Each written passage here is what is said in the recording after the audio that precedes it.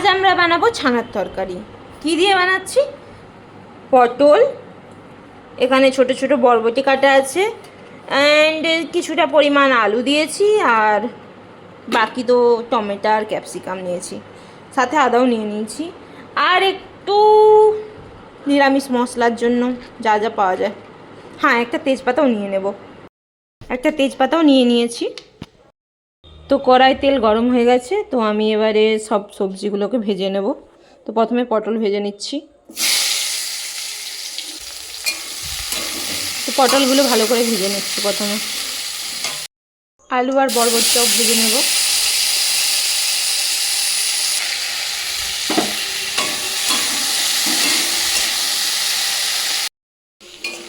আলু আর বরবটির সঙ্গে আমি ছানাটাকেও ভালো করে ভেজে নিয়েছি।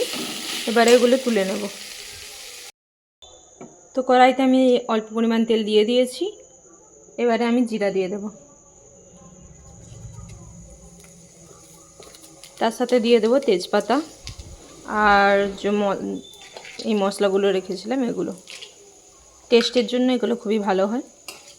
ভালো করে নেড়ে নেব। জিরাটা হালকা ভাজা হলে আমি এতে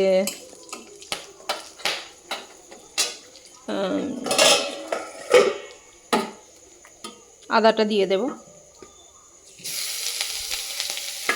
আদাটাকে ভালো করে কুচিয়েও নিতে পারেন বা পেস্ট করে নিতে পারেন। একটুখানি মশলা দিয়ে দেবো, যে কোনো মশলা দিতে পারেন, আমি গরম মশলাই দিচ্ছি।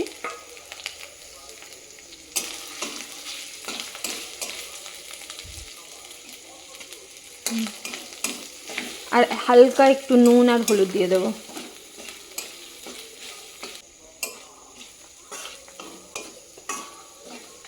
মশলাটা দেখতেই যা হয়েছে।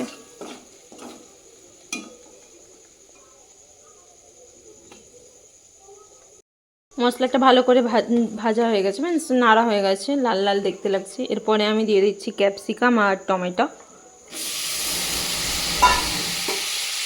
এগুলো এবারে ভালো করে নেড়ে দেবো এর সাথে। মশলাগুলো ভালো করে নাড়ার পর সব ভাজা সবজিগুলো দিয়ে দিয়েছি, আর জল দিয়ে দিয়েছি কিছুটা পরিমাণ। তো এবারে জাস্ট ওয়েট করার, এটা একটু শুকনা শুকনা হয়ে গেলে তুলে নেব। তো আমার তরকারিটা শুকনো শুকনো হয়ে গেছে, তো আমি এবারে তুলে নেব। আপনারাও করে দেখতে পারেন, আই থিঙ্ক ভালো লাগবে।